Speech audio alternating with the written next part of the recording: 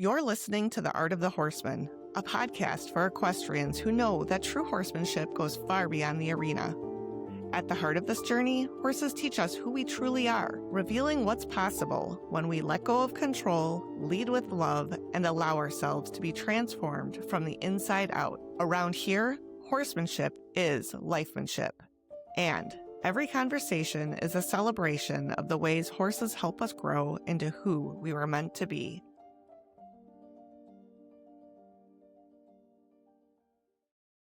Welcome, everybody. We are so glad to have you here as we chat live with Rachel Bedingfield. Now, a brief introduction to Rachel. She's one of the foremost teachers of positive horse training in the world. She has been researching and teaching about equine well-being and training for 25 years. In 2006, she began to focus on two areas of horsemanship: positive reinforcement training and rider biomechanics. She had fallen and broken her back 2 years previously, and these two streams came together, helping her train horses to be safer and herself to be more balanced and secure. Her fascination with the learning process and overcoming fear brought her to study the neuroscience of emotions, led by the work of Jack Pansep. This helped her develop a unique approach and understanding of equine behavior and well-being. She developed her own approach to confidence building, which has enabled her to help more people overcome their own fear and insecurity and create confident relationships with their horses. So welcome, Rachel. Thank you for coming. Yeah, thanks for being here. And then for those of you that don't know us, my name is Paula Curtis, and this is my husband, Jack Curtis, and we are founders of the Art of the Horseman online horse fair. So Rachel, we were just talking about just so everyone knows, we got together just briefly before hopping on here live on Facebook, and we were talking about Rachel's lifestyle, which is so cool. So why don't you tell us a little bit about what you've got going on right now in your life with your horses and your various farms and that sort of thing? Yes, I'm very, very lucky. As I said to Paul, I'm living the life of my dreams at the moment, and it's possibly the life of quite a few people's dreams who are watching tonight, I would think. So basically, at the moment, I'm in Spain. In southern Spain, because it's winter and it's lovely and warm in southern Spain. So I've been training horses in my t-shirt today, and it's really cool and relaxed because 5 years ago, I used some of my pension money to invest in a property in Spain and created a residential training center. We've rescued horses out of the meat market. So we've got a little farm here, and we have a lovely villa, and people come here for usually a week at a time to come and train with the horses and learn positive reinforcement. And then I'm from the UK, and I have a farm in the north of England in a place called Yorkshire. And I've lived there for 20 years on the farm. And so my niece and her husband have moved onto the farm, which is important for me because A, it keeps my farm going, but B, I've got 4 old horses there still that they look after. And we might mention 1 or 2 of those today because they've been with me all the way on the journey. In partnership in Connection Training, which is an online training resource, with my daughter Hannah and Hannah Weston. And Hannah moved to France, to the Pyrenees a year ago, and she took our 4 younger horses. So I have basically, a share in 4 horses in France and 4 in the UK and 6 in southern Spain. Where there's somebody younger than me who's there all the time to look after them, and I just get to travel around following good weather and playing with horses wherever I go. So pretty good way. It's called living the life. Living the life. I'm very happy to do it. Yeah, how cool. And that's the hard part when you're going places, is knowing your horses are in good hands. And I'm sure a lot of our viewers can relate to that because it's so important to us that our horses are taken care of very well, but also that the people that are taking care of them aren't building in bad habits and behaviors or feelings in their emotions because of nervousness and that sort of thing. And that makes a big difference in the horses' lives. So you're getting to come back to them and they're still happy and fresh and yeah. And in some cases, like if I've at my daughter's, I go there and my Highland pony has been trained, so she's even better than she was after I left. Yeah, that's excellent. Definitely, I think breeding your own horse trainer, having your child becoming a very good horse trainer is quite a good guide to life. For sure. So tell us a little bit about your journey. So you had an accident that Yeah. has since shaped how you're showing up, for your horses, for yourself, and in your teaching. Yes, I think it was a very significant milestone on the way, but it wasn't the first one. And I'm a born again horsewoman, and one of those very strange I was one of those very strange children. Again, I'm sure a lot of people will relate, who was this complete horse nut from birth, born into a towny, non-horsey family, and nobody could understand what was going on and what this was all about. And we didn't have any money in those days, and the people who had horses in those days were very rich. And so I might get a riding lesson as a Christmas present or a birthday present. So I was one of those kids that hung out at the stables all the time and cleaned tack and mucked out stables, in order to be allowed to get a bareback ride at the end of the day, taking the ponies back to the field, that sort of background. And of course, at the age I am, I went to university in the mid-70s, and there were no equine studies degrees or anything in those days, but I did manage to do a degree in agriculture. So at least it was kind of the first, the nearest thing to horses. But I didn't do anything with horses from about the age of 16 until Hannah came along, and it turned out that she also was, one of these, born horse nuts. But it wasn't me that introduced her to horses, actually. She was just invited to a birthday party where there were pony rides when she was age 3. And that was her, just, it just Sold. and she became the kid that hung out at the stables. So when she was 10, my husband and I decided that we could see the talent that she had and the gift that she had with horses and the passion. And we knew that by that time she'd run out of things at the riding school. She'd gone as far as she could at a riding school. So it's time to buy her a pony. And so for her 11th birthday, we bought her Toby. And we still have Toby. So 24 years later, he is living a fantastic retirement on the farm in Yorkshire. And he is the one who just basically led us all the way on our journeys. And he is the one that in 2004 I fell off of and broke my back. He obviously decided I needed another lesson. I need my learning needed to go to another level. That's too funny. As they do. So in a sense, Toby has been the horse and that has led us all the way down the track from being a kind of very enthusiastic but very, very ignorant horse owner to eventually becoming an equine professional. So he's the one I give all the credit to. So what was the big lesson that Toby taught you? And maybe it was more than one big lesson, but is there something that you really take away from having a horse like him? Yes, he doesn't suffer fools at all. And if you know something, he will very quickly tell you your ego has gone too far. Very good. Well, he's wonderful because I've had, if you put a child on him or I had a friend with a disability who was desperate to ride and to get to know horses.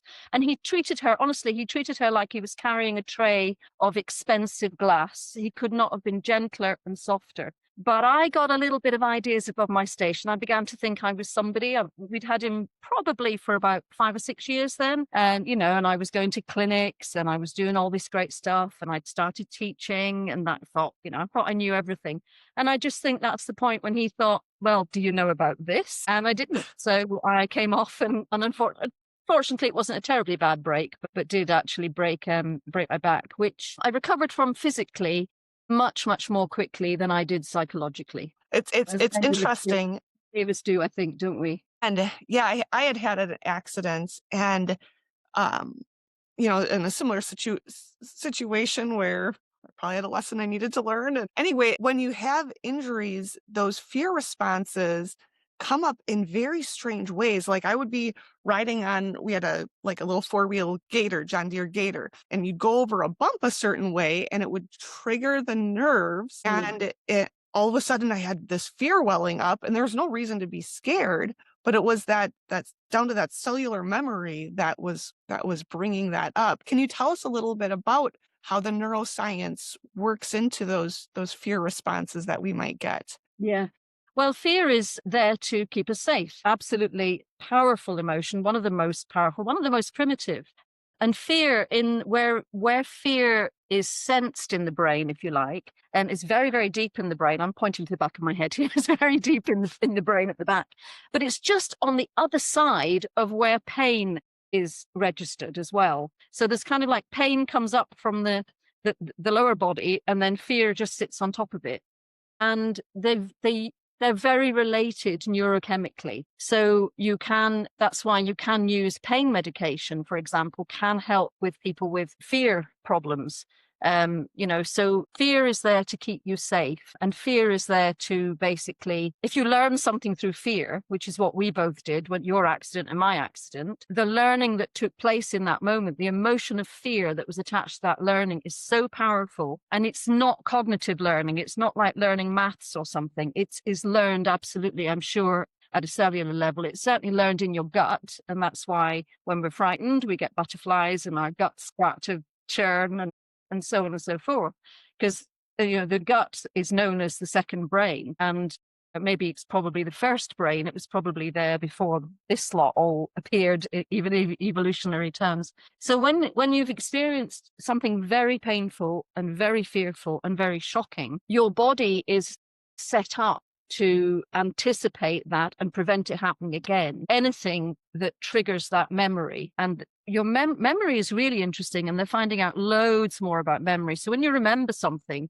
you don't remember it as one whole package. Your visual cortex remembers the things you saw, and your motor cortex remembers things you feel.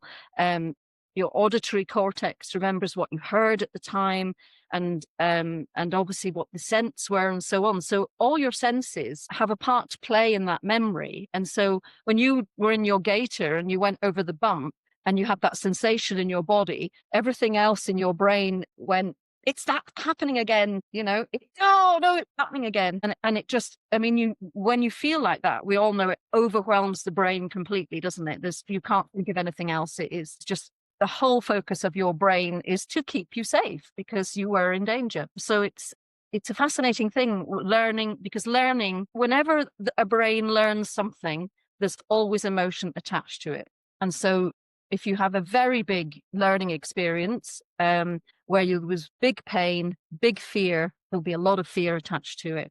And that comes into how we train horses, because then when we're training horses, their brains are learning. And so we've got to think about, well, what are the emotions that are being attached to this thing I'm teaching at the moment? Is it fear? Is it joy?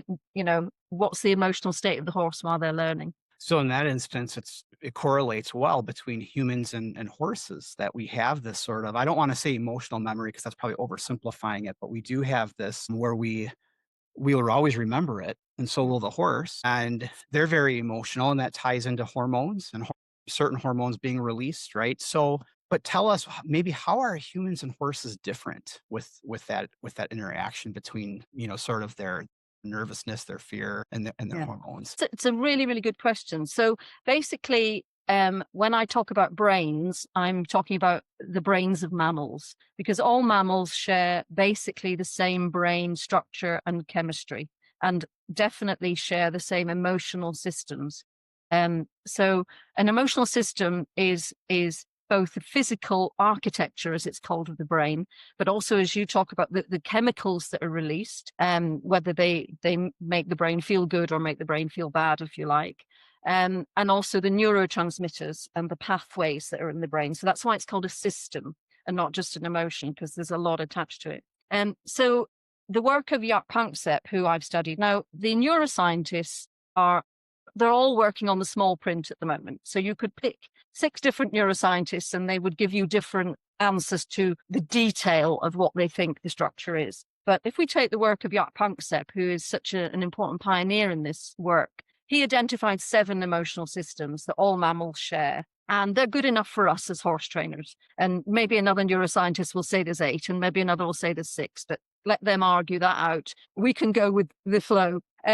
What happens with animals, with evolution and brains, is that those systems can be more or less switched on. So, for example, the rage system is for aggression, and a carnivore that has to hunt prey and kill animals will have a very easily activated rage system because it's part of hunting for prey. But a predator is part of a predator's hunting. But a prey animal like a horse, who's evolved to run away from danger, what they have is a highly sensitized fear system.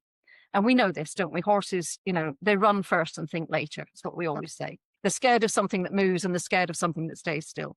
And that's one of the quite significant differences between people and horses, absolutely in the depth of our brain, is that we will be less triggered to be frightened by something. We will think about it for a bit longer. We'll stand a little bit longer and think, is it something to worry about, or will it be safe? Where a horse is gone. And of course, that creates one of the biggest problems we have in doing what we want to do, because, you know, when the horse, that's what happened, why I broke my back. Something spooked him and he was gone. And unfortunately, I was still in the same place, like in a car. I occupied the space he had been occupied. So it's understanding. Another very important difference between humans and horses is horses are herd animals. So the system that would promote that in the brain is called the care system. So the care system promotes bonding, and we all know about, say, oxytocin, you know, the cuddle hormone. So horses must have very highly activated oxytocin in their systems. All that mutual grooming, all that standing together, swatting flies off each other, everything they do that brings them together and keeps them together is going through this care system. Now, we are social mammals, but we're not quite as social mammals. We also enjoy our own company. We also have a desire to go and explore. We're not great in solitary confinement, but we're better than horses are. So another big problem we have with managing horses and doing what we want to do is we just want to take our horse out for a ride on our own with our horse, and our horse doesn't want to go because they want to stay with their horses. And because their brain is telling them this is what you do to be a horse. And so it becomes quite a big training job to enable their brain, in my view, to accept us as a suitable companion.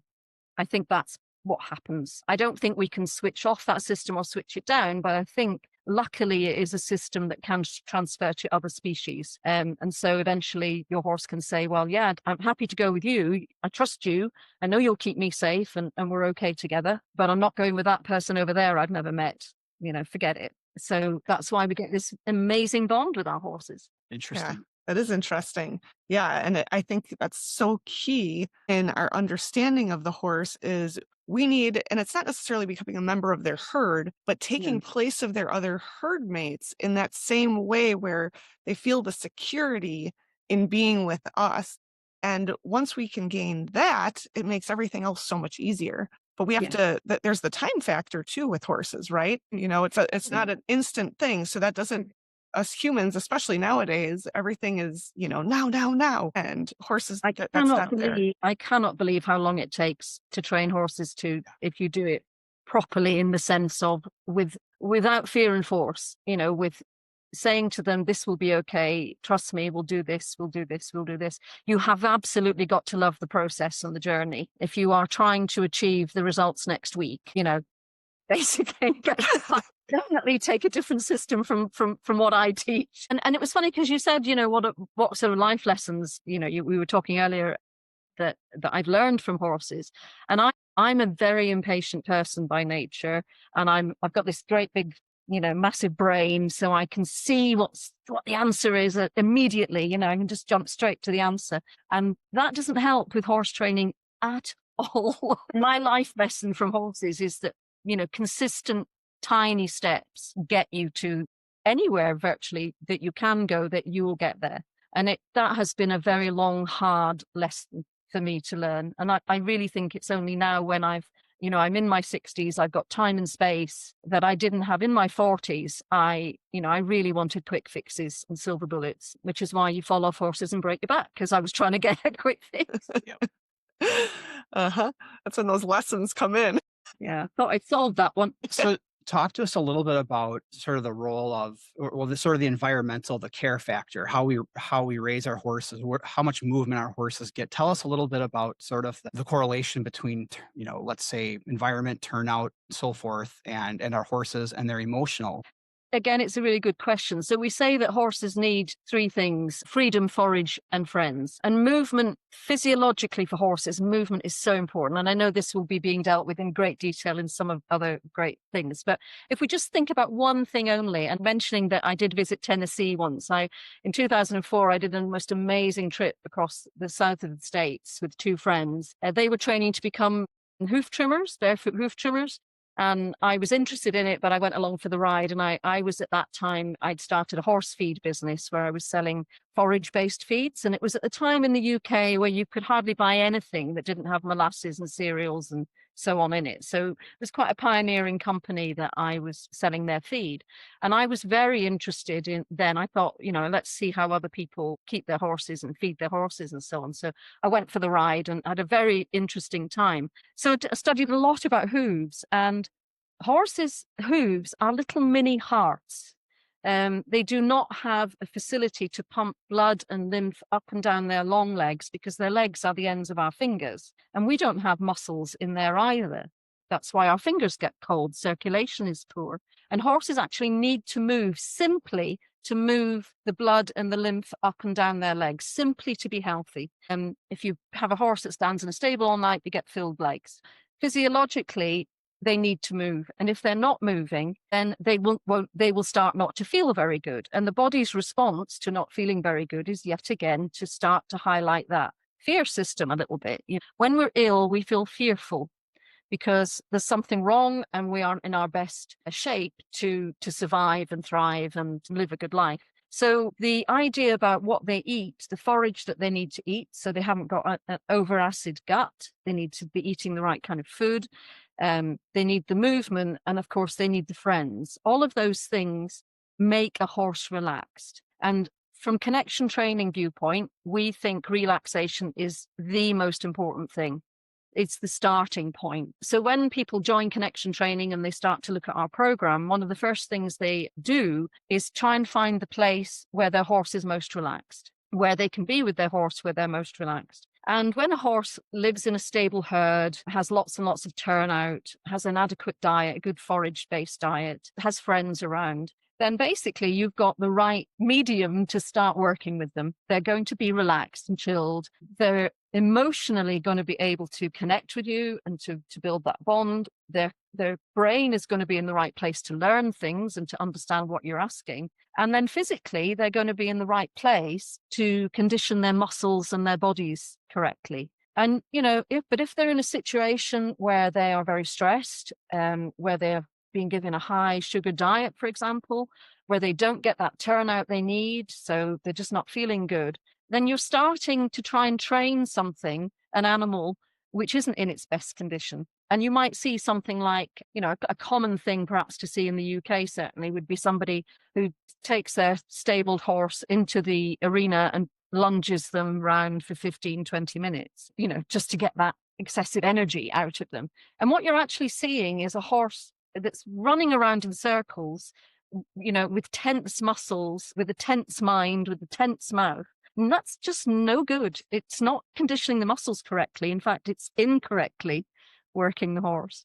And of course, it's not helping the brain. The brain is not in the right place. So relaxation is the most important thing. And you create starting relaxation by giving your horse the best lifestyle you can. Now, most of us can't give our horses an ideal lifestyle. I can't, and I keep horses in 3 different countries in 3 different places. The biggest challenge is movement, I think, and that is the biggest challenge for all of us, I think. Certainly if horses are, standing around either eating hay from a feeder, or they've got lovely green grass at their feet, getting adequate movement is our biggest challenge, I think. But everything else, I think we can solve fairly easily. Yeah. Yeah. And when horses are say kept in at night, and then they've got sort of this buildup that they're going to get taken out of their stall to a corral or a paddock, and they're happy and they're excited and they want to get there. But let's say it's there's a barn person that's handling the horse, and that their specialty is not horse handling, right? So then every day, sort of this habitual buildup of emotion, and then the Yeah. humans now handling the horse at a time where the horse really is hard to Yeah. handle, Yeah. right? And then all of a sudden over time we've got this every day. So I tend to, we get a lot of questions about turnout. Yeah. And so my big thing is breaking patterns, or breaking the routine, so that the Yeah. horse isn't always getting turned out the same time every day. But do you have any other tips to horses that sort of have to be in at night and then turned out during the day? Because we sure get that question a lot, don't Yeah. we? Yeah. Yeah.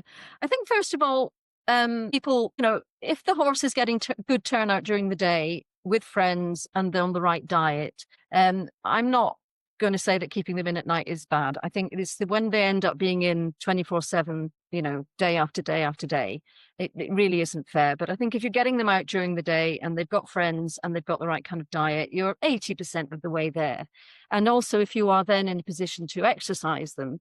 And I am a great fan of trail riding, or hacking, as we would call it, riding out, because it is so natural for a horse to know their own environment, to ride out from where they live, to explore the environment, to go and smell the poos that are there, to eat the forages and so on and so forth. So I think, again, if you are in the position either to walk your horse out or to ride your horse out, and you can give them that opportunity to explore their environment, and you don't spend the whole time trying to keep them in a dressage frame and stop them being horses, then I think you can, again, do an awful lot for them, and their lives will be very good. But I do agree with you. I think routine can be a blessing. Routine can relax a brain, if you like. I often talk about a brain because that's really what we're training. So, it could relax a horse or relax a horse's brain because they know what to expect. But then if the routine is one where there's a lot of stress built into the routine, then you're having routine stress. And so therefore you might say it's better, as you think, not to have a routine, so that they learn to go, well, okay, I'll just stay in my stable and then eventually somebody will appear. And certainly the way that I've always kept my horses, I've never had regular feeding times. I don't have those routines because I've never had a routine life. So, basically, it might be 10 o'clock at night when I feed you today, and it might be 3 o'clock in the afternoon when I feed you tomorrow. But the routine of feeding is always the same. So they come and stand in their places and get their buckets and so on. And the actual routine of the process is the same, but the time of day will vary. And they've adapted to that extremely well. But what can you do if you have got a horse that is in a box more than you'd like it to be? Well, one of the things is brain games with your horse. So if I obviously do everything with positive reinforcement, but you don't have to. You can do everything that you do normally, but then you could add in a session before you leave the barn at night, where you say start to teach your horse to distinguish colours. Can your horse tell the difference between yellow and blue? Can you get them to touch the blue cone or the yellow cone? Can you play a bit of fetch with them? So they're picking up a fetch toy like a dog and bringing it back to you and giving it to you. Can you train them to put a hula hoop over their head? Can you do a little bit of scent training so that they learn to find the scent of lavender in a jar and you hide it in their stall and they have to go and touch it and find it? And you could do that. It wouldn't touch anything else that you do with the horse the rest of the time, but that will help tire them out and relax them and make it easier for them to go through the night, and to actually, for you, when you leave, you're leaving a horse that's actually quite ready for you to go now, because I'm tired, my brain's tired. Now I'll just go to my hay net and eat, and they process that. So it's definitely finding something that you can do with them that gets them very engaged mentally before you leave is a great exercise to do to help in those situations. Or a horse that's on stall rest, box rest, those sort of things help. Yeah, I love that. And I love how, through doing those tasks, you're building in communication and conversation with your horse and spending some time doing something that might be very interesting to them. And yes. So, yeah. It often makes us smile because it's not our goal. This isn't going to win the rosette at the next week's competition, but you can bring your mum along and say, hey mum, look at my horse, you can do this. It makes us smile and be happy around horses. And we've absolutely got the evidence now from trials that horses respond very positively to smiley faces and respond with fear to angry, frowning faces. So anything that makes you smile and be relaxed around your horse is a great thing to do. So they get a bit of time with you at your best, if you like, not when you're worrying about winning. Right. Even just getting there, never mind winning, just getting to the show is often the biggest worry everybody has.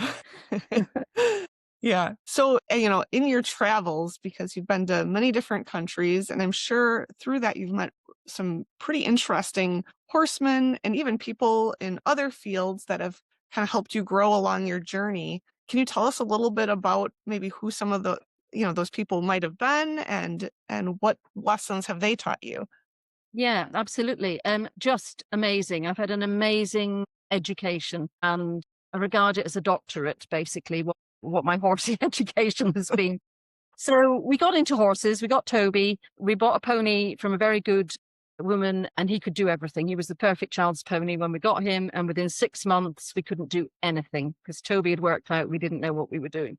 He wouldn't load, he wouldn't travel, we couldn't put a bridle on, he would buck Hannah off. It was just nightmare. That led us to education and skill development. It took us first into natural horsemanship, which was brilliant, and then it took me, because I'm this egghead, you know, I'm all brain, I started reading about horse psychology and horse behavior. And I wanted to bring, a lot of people around the world won't have heard of her, but the British people will, a woman called Martha Kiley-Worthington, who wrote a book called The Behavior of Horses many, many moons ago. I think she's in her 70s now. But I read her book and was very inspired by her work because she had done very good scientific work looking at the bonding and the relationship in horse herds. So it was kind of the opposite of what I was being taught in terms of, you know, the horse must respect you and keep his distance. This was saying, well, actually, most of horse behavior is about friendliness and togetherness. So I was very keen to work with her. So I just thought, well, how do I do this? I'll have to host a clinic. And that began me hosting clinics for about 15 years. Because if I wanted to work with these great practitioners, I had to bring them from America and Australia and Europe to the UK so I could work with them with my horses, because I wanted to work with my horses with the practitioner. So you bring them to your place, don't you? And so many, many good practitioners. And I went to a lot of clinics and audited a lot of clinics. But one of the ones I'd like to mention, because we talked about me getting into the biomechanics of riding and so on. So I had the accident in 2004 when I broke my back. And a part of my recovery, I discovered Tai Chi for equestrians. And I started to work with James Shaw, who you might know in the States. I started to bring him over to the UK because when you asked, what is my because of the horse? And my because of the horse is I finally became at one with myself. Because what happened was in the very first clinic with James, and at that time, I couldn't stand for more than about 20 minutes because of my back recovery. It was 2006. It was 2 years later. I still couldn't stand for more than about 20 minutes before I'd have to sit down. And so I carried a seat stick around with me everywhere I went. So we started this Tai Chi clinic, and I said to James, I organized, I said to James, oh, I'll just get the chairs. And he said, you won't need chairs. And I said, I need a chair. And he said, you won't need a chair. And I'm going, I'm having a chair. But, you know, you've got the new practitioner, you're the host. You don't start arguing with your new practitioner, do you? So, okay, I thought, right, okay, well, I'll start it. And the first exercise simply was to stand there and feel where the weight was in your feet. And it was like every light in my brain connected, because I had never in my life done such a simple exercise. Sounds crazy, but I'm an egghead, I'm a brain box, everything was up here. So although I had ridden horses and so on, I'd never really connected in that way with what was happening. I'd done the heels down, elbows in, but it was all very external, if you like. And that first exercise with James on that first day was connecting internally. And he actually quoted in his book as saying, you know, to be at one with your horse, you must first be at one with yourself, which I think is the profound statement of the century. So I kind of went, oh, you know, no wonder I can't turn in a right circle because of the way my body is and my weight distribution is and so on. So I think he was very, very influential. I worked with him for 5 years. I ran 3 clinics a year in the UK for him, and, you know, worked very, very hard and rode at every clinic and so on to come into my body, basically. And so it is because of that work, and then the work on the emotional side, I think that because of horses, I've put those things together and really feel that, you know, this is one system now. The brain and the body and the emotion is one system. And I feel that then when I'm with horses or when I'm riding, I can key into that, when I can tap into that. So I think he was a very important influencer for me. Cool. That's a great story. Did you need a chair? I wasn't allowed. You didn't pull it out at once during that clinic. That's great. Horses, they feel where our mind is. They feel where our body is. And if there's a disconnect there, they really feel that, because that's not, you know, that's not normal. So that brings up some emotion in them. I think that really scares horses. Yeah. It really scares them. And I think, and we all know that if we can just ground ourselves and take a deep breath and get the breath down, the horse just goes, well, and, again, there's been some very good scientific work done in the last 5 years that shows that our heart rates match. And the horses often are the ones who, I think they are more empathic than we are. So empathy scientifically is your body system unconsciously reacting to another body system. Okay, so heart rate, blood pressure, smiley muscles in your face, all of these things. And I think horses are even more empathic because we know they are so well attuned, their body language and their body communication. And I think recently there was research done that showed that horses actually have more facial muscles than chimpanzees. So even though to us, I think we might say a chimpanzee is more expressive, horses can be their expression that is so subtle that we can't pick it up very easily and read it. We pick up the gross communication. So I always think when you see, half a dozen horses with their heads down grazing and they're working their way across the field and, they're sort of a little pair here and little ones there, there's a whole soap opera going on between them. And we see the ears flicking and we see the eyes flicking and we see a little bit of the mouth getting a bit tense and maybe a little bit of a look saying, get away from me, or, an invitation to come in or whatever. But I think we miss half the story that's going on. I think they're just chattering away to each other all the time. So they pick up from us so strongly. So learning to smile is such an important thing to do. And I have a very frowny, concentrated face when I'm training, so I've had to consciously learn to smile and be relaxed. I've had to consciously learn to ground and to breathe deeply and to feel my seat bones properly. And it's, again, it was hard fought learning for me. That is not natural. And so I do feel that when I'm teaching people, I know I can teach feel because I had to learn it. I have no natural feel whatsoever. And I do look at someone like my daughter who has natural born feel, and, I envy, what her with horses, the way animals just melt when she appears. It's wonderful. But I'm okay now. I can get where I can get to, and it's fine. And we work it out, but it has been a learned thing for me. It's not been a natural talent, unfortunately.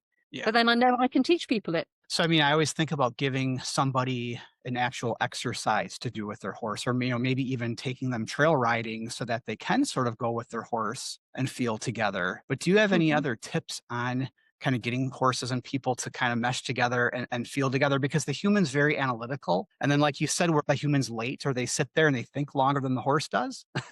and the horses react and the person's, So do you have any tips to sort of bringing that together? Yeah, I think the one or two ideas, I'm trying to bring them down at the moment. My brain's just about to give you 16. Meditation is a filing system going, woo, what's the easiest? I will give 3, okay? So the first one is belly breathing. Learn how to breathe into your belly. When you breathe, feel the back of your belt tighten so that you're really opening up your back. That's how to open up your back. A good way to practice that is just to bend over as if you're trying to touch your toes, and then just take a deep breath in, and you will feel, because you've compressed your tummy, your back has to expand. And that's the feeling you want to get in the saddle. And that will help your horse, it helps your horse lift behind the saddle in the sacroiliac joint, and really helps them lift and engage their core as well. So that is one exercise I would do. You can learn that at any Pilates yoga class that you can go to. You can just put it on online and say, you can learn it through singing, diaphragmatic breathing for singing. So sing when you're on your horse and breathe in that way, and it will help your horse to do that. Another really cool thing that you can do, so when you're riding your horse, you've got on, you can feel you're a bit tight and a bit tense. Wiggle your toes in your boots. So it's not wiggling the whole foot. The whole foot isn't going up and down. It's just your toes, like your toes are playing a trumpet or something. That will bring your mental connection down to your feet. So it's very holistic, but it also releases your hips, and it also can become a very good stop cue. So say you've got quite a fidgety horse, even say you're standing on the ground, your horse is a bit fidgety. Think about your weight in your feet and just play with your toes that way on the ground, wiggle them on the toes, and it will really help to ground you. And it's a very simple cognitive exercise to do. You can just, it's easy to think about. Just think, right, okay, then I'm here. My horse is dancing around like a loon. I'll just wiggle my toes. and it really will help to ground you. And you can do it in the saddle as well, and it just helps to release your hips a little bit. It's a magic one, that one. It's great. And then the third one is synchrony with your horse, and I know other practitioners talk about it too. One of my great heroes is a woman called Lucy Rees, who's another UK equine behaviourist, and she has done fantastic studies of feral horses and looked at horses when they're galloping as a herd and the way that they synchronize their movement. And it's just like birds in flight or fishes in a shoal. And they respond incredibly well to you synchronizing with them. So if you're walking with your horse, just match their front legs with your legs. So right fore, your right leg, left leg. Just concentrate on matching with your horse, and that really helps them to relax and feel that you are in some way a bit of a bond with them, because that's what they do naturally. I've had a nice story about that. One of the horses I've rescued was an Arab who turned out to have, who had a very wonky foot, and it turned out that, you know, he's been pasture sound, but he's never been properly sound. We've had him for 20 years. And he always grazed with his left fore out in front. So he kind of hobbled-de-hoyed his way down the field. And then for Hannah's 21st birthday, we bought her an 18-month-old sport horse prospect, India. Cal, this gelding, and India just bonded. He was her sugar daddy. So we brought this perfectly fit 18-month-old mare into the field. They bonded, and within a week, she was grazing with her left fore out in front and hobble-de-hoying her way across the field because she bonded with him and she synchronized with him. It's such a strong thing that they do. So use synchrony. And of course, we do that in riding. That's what we're doing with our seat bones. We're synchronizing our seat bones with their hind leg movement. So when you're leading, you can synchronize your feet with their front legs, and that helps relax them a lot. Awesome. Great tips. Yeah. And Paula, she really, I do it too, but we'll have students stretch, sit on their horse and just stretch themselves out to try to get sort of into more of a flowing feeling state and going along with the horse as opposed to thinking everything. And questioning everything. Heels down, sit straight. Am I doing it right? You always hear people, did I do that right? I don't know. How did it feel? Yeah, and I really encourage people to find there's so many people now that are bringing Tai Chi, Pilates, yoga, and so on into horsemanship, and just, study them all, get onto YouTube and study them all. And you'll find things that click for you. To use a pun, but things that really work for you, that make sense to you. The way I explain, engaging your core and opening your back is one way of explaining it, but somebody else will explain it differently. And you'll find somebody who explains it in a way that works for you, so that when you try it, and what to look out for is what's your horse's response, what's their emotional response. And a very, very classic, it's that feel of that lift of the back, or their head will drop a little bit. Or they might start to lick and chew, for example. So they've just let go of a bit of tension. So you want to be looking and feeling what your horse's response to these things that you try. Because when you relax and when you come into a frame and when your posture's good and relaxed, empathy makes them follow that. It's almost like they can't not. So we have to lead. I teach from Tai Chi the concept of follow, match, lead. So you start off by following your horse. Say you're synchronizing your front legs with your legs with your horse's front legs. And then you get into this match thing, and then you can start to lead it. So then you can start to take a longer stride, and your horse will take a longer stride or shorter strides or move out a little bit or whatever. And you can have such good fun, at liberty in the field with your horse, just playing around with follow, match, lead. Because their empathy is so strong. They can't help themselves. If they're connected with you, they'll do it. And it's magic. It's just wonderful. And that's what great horsemen do. And a lot of them don't know that's what they're doing, but they do it, and you watch somebody and the horse melts underneath them and you think, how do they do that? Well, those are the tricks and things I've learned how to do it, because it didn't come naturally. Right. And I think for us as humans, once we start experiencing that, because that's really, I think, the reason why all of us are drawn to horses. Mm-hmm. And what really lights us up with our horses is that connection and those magical moments. And it doesn't have to be, doing great on your dressage test or riding the perfect jump course. It's actually the time that you spend just grazing your horse and hanging out with them. And those are the things that you really carry with you and that carry the most meaning for you. And they also probably carry the most meaning for your horse as well. Yes, yes, I think so. And we love them, don't we? There's nothing more magical than when you are so connected with a horse and the horse is so connected with you and you just are together. It doesn't matter what you're doing. It's the feeling that is everything. And another thing I just wanted to bring in there as well with your horse is that we're talking about these emotional systems. Jaak Panksepp, who is the one I have studied most, he really isolated the play system in the brain. And if anybody wants to look at his work, then just Google tickling rats. Okay. In order to prove this and to do this, he realized that when rats play, they giggle, they laugh, baby rats. But we can't hear it because the sound is too low.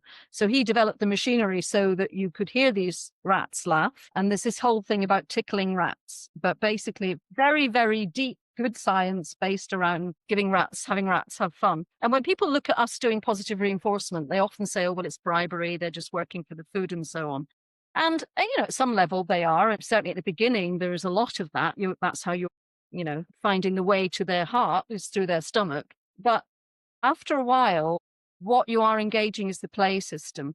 And we know this because they will leave free food to come and play with you and come and engage with you. So that's why I love the idea of people just teaching their horses to do different color discrimination, know their colors, for example. It's playful, it's fun. And obviously we love running around with horses, but we can't really play with them at the level of activity that they want to play at.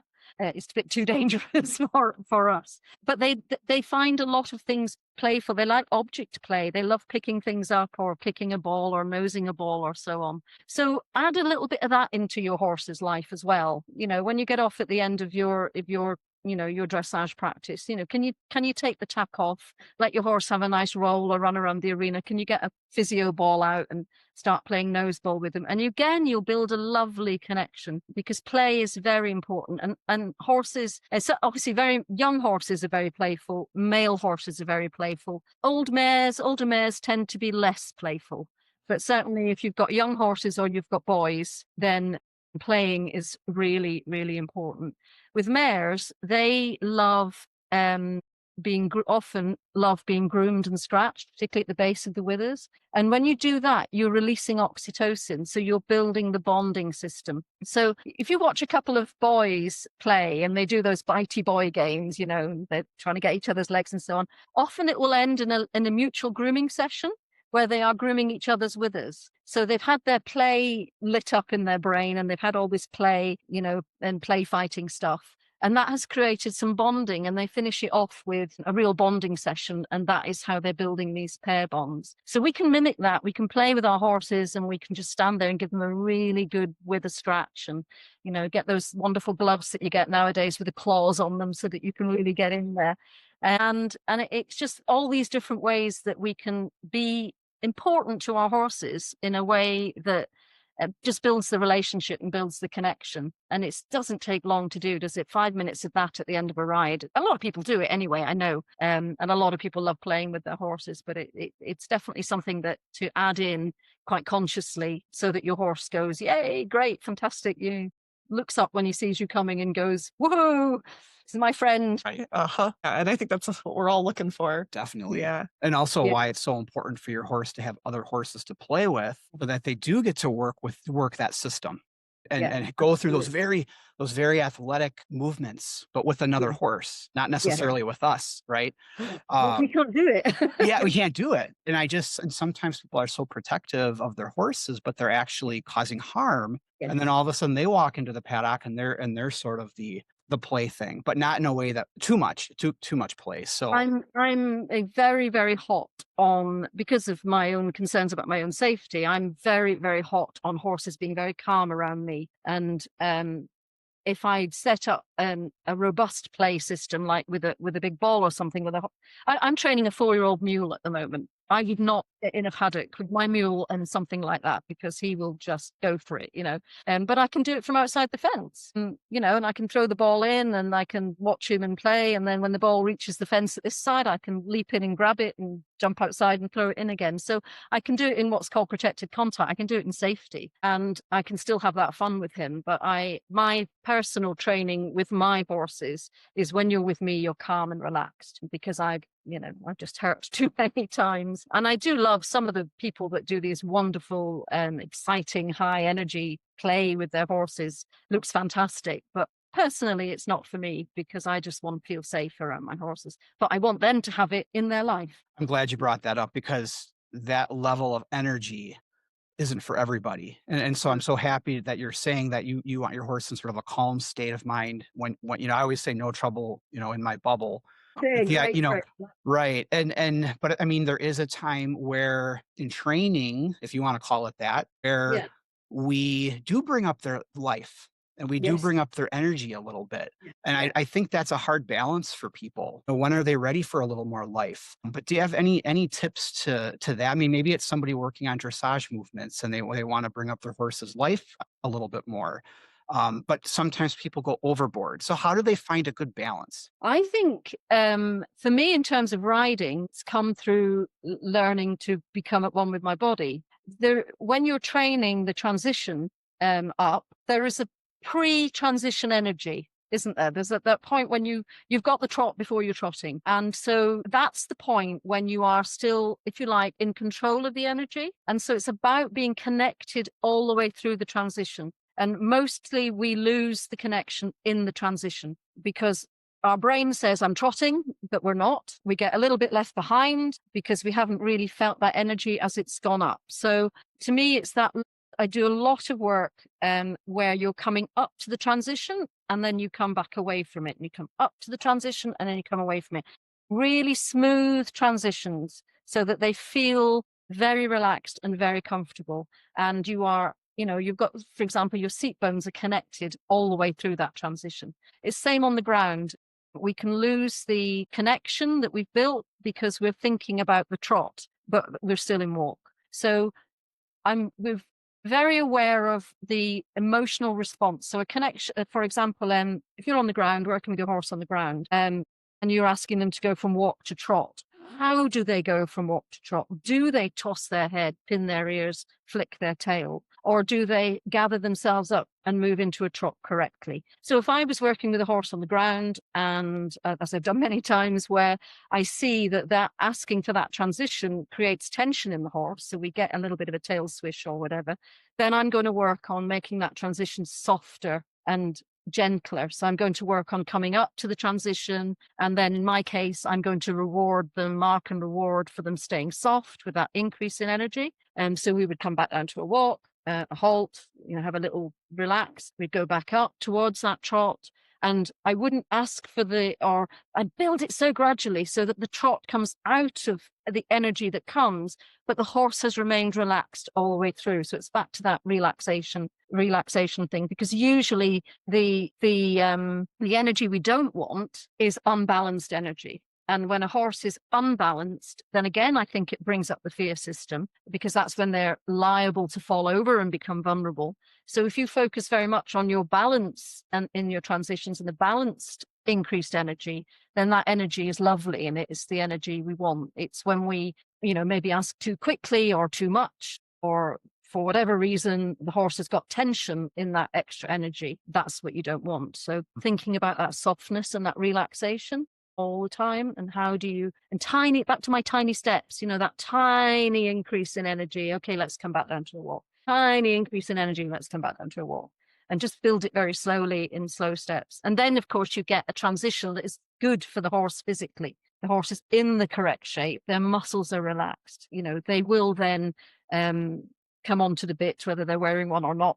They'll come into the correct frame if you're relaxed and soft, which is what the art of horsemanship's always been, isn't it? I'm not inventing something new here, but it's always been. Right. Yeah, so true. That's cool. That's really great. Thank you for that. That was good. So how can people find out more about you and Hannah and your program and that sort of thing? The best thing is to whiz along to connectiontraining.com. Okay. And on Connection Training, we have tons and tons and tons of video, pages and pages of free videos that you can watch. Getting started, riding with positive reinforcement, problem solving, teaching fetch, teaching fun games, all those sort of things. So there's lots and lots there for you to explore. If you decide that you'd like to join us, we have a membership club, Connection Training Club, but it's just a monthly membership, so you can join for a month, 2 months, 3 months and leave. There's no big massive contracts or anything like that. So, and it's a very, very friendly club. We have I just love our students. They just care so much for their horses, and many of them have been on a long journey as well, have come to this because they're stuck by a horse that's given them a lot of problems, or shall we say given them a lot of learning opportunities. Yeah.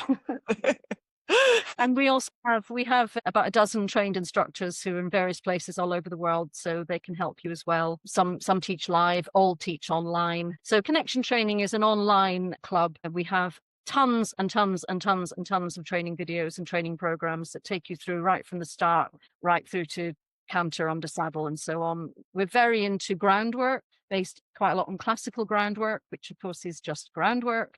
So we have lots of work where you can do on training shoulder in and leg yielding and all sorts of lovely things on the ground, and then transferring that into the saddle. So connectiontraining.com. Cool. And it's neat that you've got, some instructors in other places. So if people need help, they can go find somebody that's nearby and learn a bit more and that sort of thing. So yes. And as you said at the beginning, positive reinforcement is growing. People are more interested in it. And so, there are more and more, there are going to be more and more instructors and hopefully more and more incorporation of it. We don't have to throw the baby out with the bathwater. You don't have to start from scratch and stop doing everything you're doing. You can start by adding something different in that just gives your horse a little bit of extra fun with you, build that bond, still go out in your trail riding with your friends, still do your dressage, still work with your instructors that you're working with. We don't think that, it's us and only us. We think that this is just another great tool to add to your toolbox and to give horses a better life and to give you more fun with your horse, which is why we've got them, isn't it? Yes. Yeah, I think that's fantastic because there's so much you can pull from so many different kinds of training, different disciplines, and you pick those pieces that work best for you and your horse. And like you talked about earlier, read your horse. What's your horse telling you? And that will help you guide your training program and training process. And I think I love what you're doing because you've absolutely brought everybody together, and it's such a fantastic resource that you've created. And so I love what you're doing because God, I wish this had existed 20 years ago. We'd have had to run all those clinics. I know. That's people really, it's a fabulous opportunity to explore different people who are coming from different places and doing different things. Such a great place to explore and to say, okay, then I like what that person is doing. I'm going to go into their work a little bit deeper and see where that takes me. And then, go and to somebody else and and you've got to find your own joy. That is, to me, is the thing, because that's what we're doing. We're all doing this for fun. None of us have to have horses. We want to have joy and we want to have fun and we want our horses to be joyful and have fun. So I love what you're doing because it's an incredible resource that you've created. It's really super. Yeah. And it's helping facilitate, for people that journey because it is a journey and there's different destinations, there's different influencers that help guide you and teach you what to look for. And then, you'll carry that with you, but then you might be on to the next step and the next person. And I like how you said, because some people, they go, oh, it's just positive reinforcement when they think about it, that you have to do just positive reinforcement. You can't use the other stuff when you do positive reinforcement. It's all part of this big whole, that this whole entire piece of our horsemanship. And there's the Tai Chi in there, right? And there's somatics and horsemanship. Yeah, it's going to it keeps you going for life. I mean, I don't see you stopping learning very, very soon.